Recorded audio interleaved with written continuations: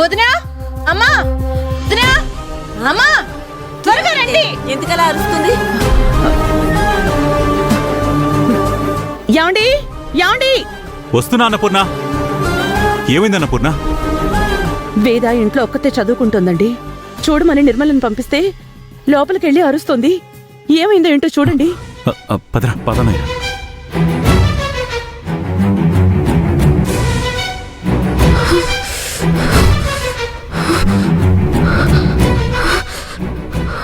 నిర్మల, ఏమైంది అలా కేకలేసావు? వేదాకి జ్వరం వచ్చిందమ్మా. ఫుల్లుగా వణికిపోతుంది. అయ్యో, ఏమైందమ్మా? వేదాకి ఒళ్ళంతా కాలిపోతుందన్నయ్య. ఫుల్గా ఫీవర్ వచ్చేసింది మావయ్య.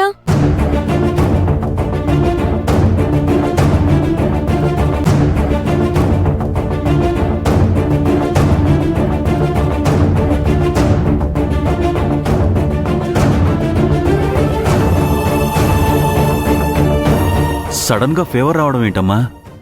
సాయంత్రం నుంచి కొంచెం అనీజీగా ఉందండి. సాయంత్రం నుంచి ఒంట్లో తేడాగా ఉన్నప్పుడు పక్కనే ఉన్నాం కదా, మాతో చెప్పొచ్చు కదే. తగ్గిపోతుంది అనుకున్నానమ్మా. తగ్గిపోతుందని అశ్రద్ధ చేసావు. ఇప్పుడు చూడు, ఎక్కువైపోయింది. అంజీ, తొందరగా వెళ్ళి డాక్టర్ని తీసురా. సరే అక్క, వెళ్ళరా.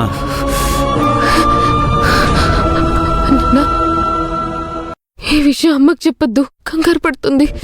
సరేమ్మా, చెప్పను. ఆల్రెడీ ట్రైన్ ఎక్కిందట. రేపు పొద్దున కల్లా వచ్చేస్తుందిలే. అంజీ, వదినా. ఏమైందంజీ?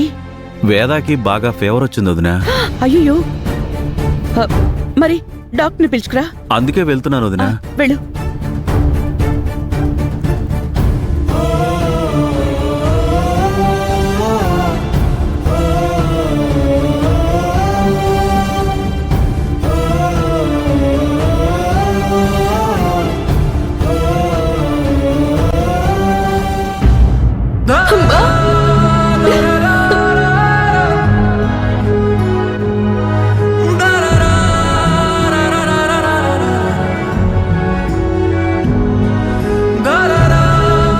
కూతుర్ని నాకు దూరం చేసేద్దాం అనుకుంటున్నారా మీరు?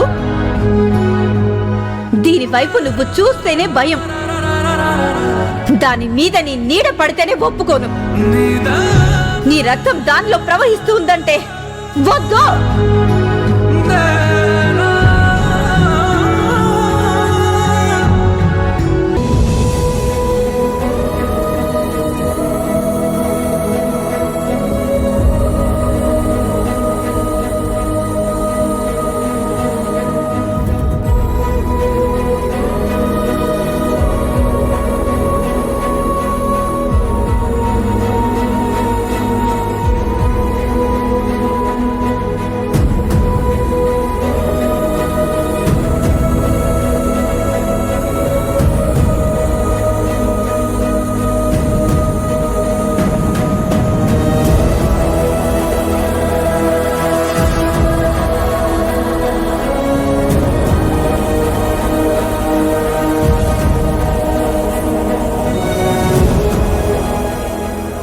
డాక్టర్ గారు, ఇప్పుడు హాస్పిటల్లో ఏమైనా అడ్మిట్ చేద్దామంటారా?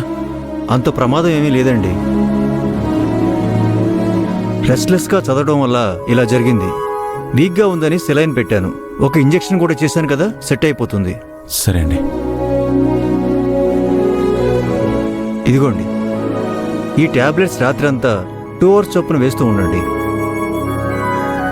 ఏ కషాయమో లిక్విడ్ డైట్ లాంటిది ఏమైనా పెట్టి ఈ టాబ్లెట్స్ వేసుకోవాలమ్మా, సరేనా? ఏమీ తినకుండా వేసుకోకూడదు. ఉదయం కల్లా కంట్రోల్ అయిపోతుంది. అప్పటికీ ఫీవర్ తగ్గకపోతే రేపు హాస్పిటల్లో అడ్మిట్ చేద్దామా లేదా అనేది చూద్దాం. డాక్టర్ గారు, ఏ ప్రమాదం లేదు కదా? ఏమీ లేదమ్మా. వస్తానండి. మంచిది డాక్టర్. అంజీ డాక్టర్ గారిని దింపేసిరా. సరే అన్నయ్య. రండి డాక్టర్. రండి డాక్టర్.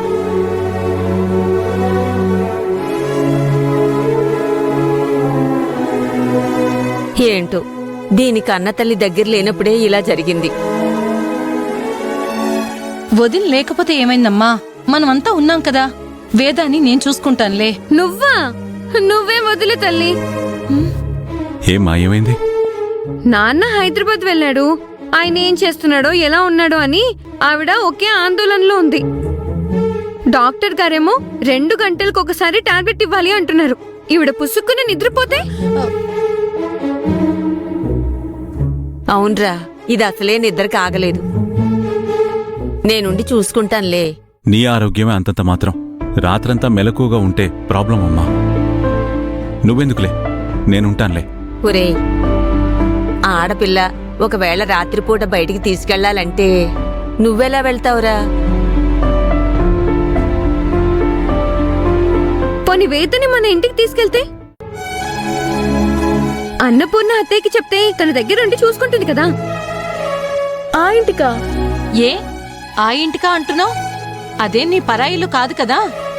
మీ అమ్మంటే అదో టైపు గనక రాదు. నీకా పట్టింపులు ఎందుకంట? నువ్వేమంటావు శివా? అనడానికేముందమ్మా, కాకపోతే ఒక మాట అన్నపూర్ణ కూడా చెప్పాలి కదా. ఈ టాబ్లెట్స్ పట్టుకోమ్మా, ఇప్పుడే వస్తాను.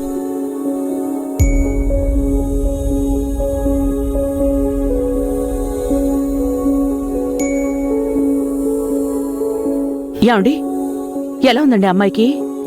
డాక్టర్ని అడిగితే ఏం పర్వాలేదు అన్నారు. పర్వాలేదు కదండి? విశ్రాంతి లేకుండా చదవడం వల్ల ఇలా జరిగిందని చెప్పారు. డాక్టర్ గారు కషాయం ఇచ్చి టాబ్లెట్లు వేయమని చెప్పారు వదినా. 2 గంటలకోసారి టాబ్లెట్ వేస్తే పొద్దున్న కల్లా సెట్ అయిపోతుంది అన్నారు. మరి వేస్తే సరిపోతుంది కదండి? కాకపోతే ఇక్కడ ఓ సమస్య ఉందే. తెల్లవార్లు మేల్కుగా ఉండి కషాయం పెట్టి దానికి టాబ్లెట్లు ఎవరు వెయ్యాలా అని. ఇదేమో నిద్రకుండలేదు. నేనుంటాను అంటే వీడొద్దంటున్నాడు. రాత్రంతా నిద్ర మానుకుంటే మళ్ళీ మీకు ఇబ్బంది కదా అత్తయ్య. మీరు వద్దు. అందుకే మన ఇంటికి తీసుకొచ్చేస్తే నువ్వు చూసుకుంటావు కదా అని. మన ఇంటికి తీసుకురావడం ఏంటండి? అంటే వేదాన్ని చూసుకోవడానికి. నేను చూసుకుంటాను. అంటే నీరసంగా ఉంది అంటున్నారు, సెలైన్ పెట్టారు అంటున్నారు. ఈ పరిస్థితుల్లో అమ్మాయిని కదిలించడం కరెక్ట్ అంటారా? కరెక్ట్ కాదు, కానీ మన ఇంట్లో అమ్మాయి ఉంటే ఓకే. కానీ నువ్వే ఇంటికి ఏ ఈ ఇంటి గడప నేను తొక్కకూడదంటారా? పట్టింపులున్నవి లలితకి నాకునండి, వేదకి నాకు కాదు.